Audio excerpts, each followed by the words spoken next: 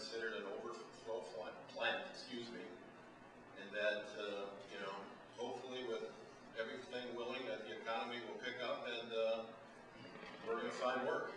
Brother Herald. Thank you.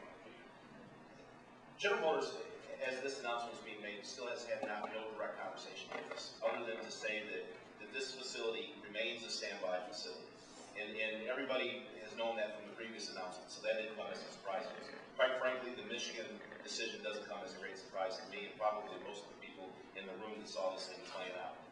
It's not a great surprise. You could see you could see the pieces of the puzzle lining up when the federal stimulus money came into Michigan, and the you know, and just the overall economy in Michigan, the governor, and the senators of that state, and the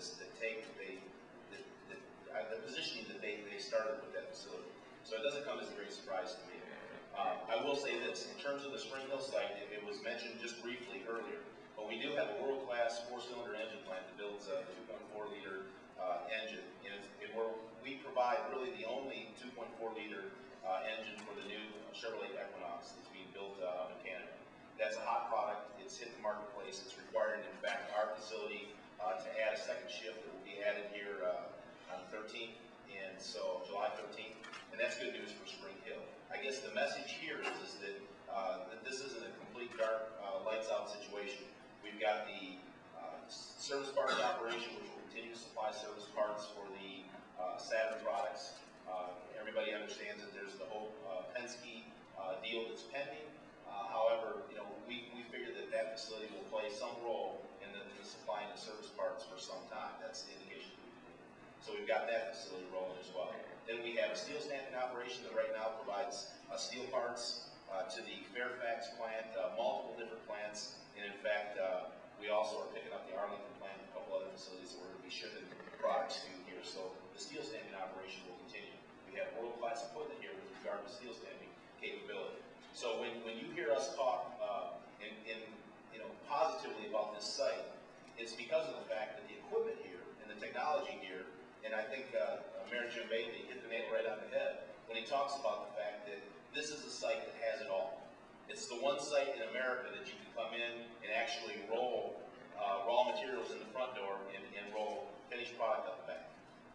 Most facilities today are just a standalone assembly plant where you have to truck parts in, or you've got a standalone stamping plant.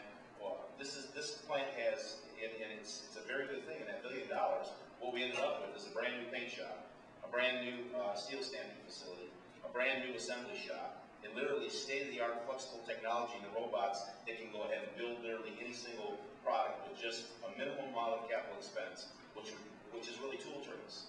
And in this type of business, when you're talking about having a position like that, you're talking about being in a very good position. Now, we don't feel like it today, and the team members that are going to have to make some decisions here, because we have a special retirement program out at the final day for determining whether they want to retire or not is July 24th. They're not feeling real good. They would love to have this decision have been that, yes, we're getting a small car, and it's going to take this many people, and we know we're going to have a job. And unfortunately, that's not the case here today. But what is for sure true is that no matter what happens, this facility is a world-class facility with a world-class workforce that can do literally anything. And I don't think we're going to be idle for long for that purpose. Mike, yes? Can you go over the numbers? In terms of what we expect to be here once the a couple of things. You know, my understanding, 2,500 by the end of this year. We'll have to look for work elsewhere, at least temporarily. And 500 will remain at the plant doing the things we were just talking about. Is that indefinitely? Because we don't have an answer on that, the answer would be yes, it would be indefinitely because we don't have a specific return date. Right now we're projecting to build out the Chevrolet Traverse, and again, these are tentative dates, but this is what's been told us. We can expect to build out the Chevrolet Traverse right before the Thanksgiving time frame in November. And then what would happen is that there would be a rebalancing of the site with the most senior members then taking over whatever amount of jobs are remaining.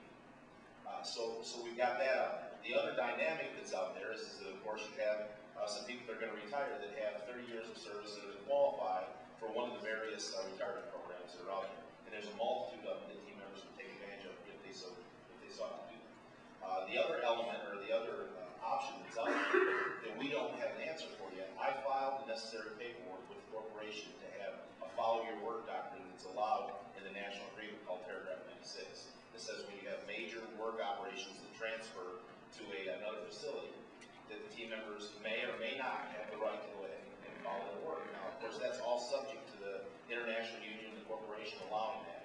And so, but all that paperwork has been filed, and we're still waiting word back on that. So that's an option that's out there as well. You mentioned the Penske Saturn folks. Yes. Which obviously piques a lot of people's interest. You understand? Mine as well. Well, I mean, are they serious with thinking of coming back here? We have no indication of that, and in fact, because that deal is not even done yet, we've been given no formal notification of that at all. Even the situation I spoke to earlier with Service Parts, because that's a deal that's in the works. It's not completed. I have probably as much information as you have with regard to that, because I've heard Mr. Penske state that at this point he has no interest in manufacturing in a manufacturing plant. Now certainly, obviously, if his position changes on that, that opens up a wealth of opportunity here, obviously. So I'm sure that there will be a whole lot of discussion at that point. But I can tell you this much: we have no indication of that at all.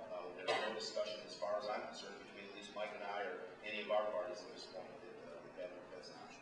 So, Mike, just to clarify the numbers, like 500 will stay and 2,500 will be. The reason that I want to lock in on a number, and I'm just going to put it out there, is this: we have polymer injection molding that we're also going to retain here at the facility, and we make all the interior parts for the Traverse, and we make the fascias for the Traverse, and we do sub-assembly of that. We're including major sub-assemblies of the fascias, which is the bumper panels, and also the door panels. At this point, it appears that we're going to continue doing that work, and that's a significant amount of people. That's a couple hundred folks at least. And then you've got the powertrain plant. It's got a couple hundred folks in it. And you've got the service parts operation, steel operation. So I mean, you can surmise that you're roughly right. But the reason that I've got to be very careful about that is that we've got team members that are in that plant. They're trying to make decisions today, and until management gives us a firm number of what those employment levels are going to be, I don't want to quote a number, because then you've got team members that are making life-changing decisions based on a number that's out there. So those numbers are ballpark numbers that you're quoting. We believe that they are right from a ballpark perspective, but I would certainly not like anybody to make decisions, particularly career decisions, based on someone quoting a number that we don't have as a firm number yet. And also maybe, Michael, you'd like to answer this, but if you could clarify, what would you like to see